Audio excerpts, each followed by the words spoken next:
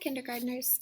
So this is the first packet that you got for distance learning, and I just wanted to go through it with you. So here's the whole quarter. You can choose to do some of these ELA bingo items. So they're just like a little bit more fun. Once you do one, you can cross it out, and that's just if you have some extra time. So these are some ideas of practice for English and language arts. So reading and phonics and writing are all part of this. And then we also have our math bingo. So once you make either across this way or across this way, let me know and I can send a prize home. So only do one a day if you could. That would be great.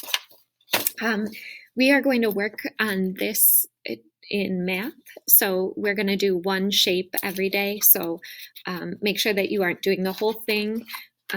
So we start with a square and we'll move on from there. So we'll talk about each of these shapes, and then you'll be able to complete this one worksheet every day. And then at the end, you'll have a shape book. And then here we go. And then, like we talked about today, our focus for this week is the number 1 and the number 2.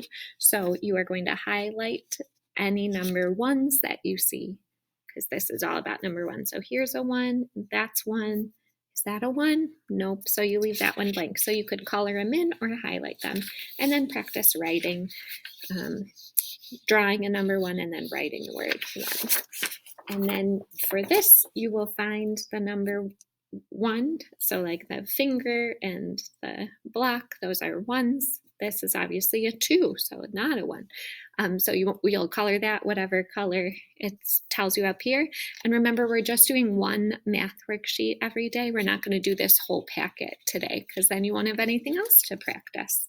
And we talked about the letter M today, and we'll talk about writing it tomorrow.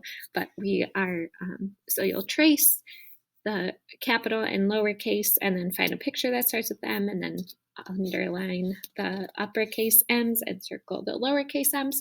So again, just one phonics worksheet every day. That's why we put, so maybe you want to do this number 1 and this number 1 today for math.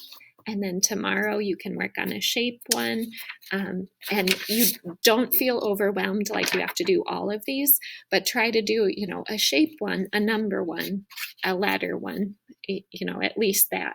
And then we'll work on the number 2.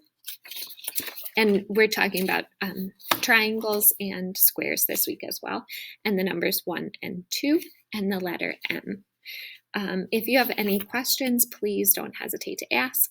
And so for math, you will just choose one worksheet by the end of the week, take a picture of the math one and put it in the math section for Seesaw. And then for phonics, you'll do the same thing, but just choose one M sheet and turn that in by the end of the week, just so we can get a gauge of how you guys are working at home. So good luck. And if you have questions, let me know. Thanks.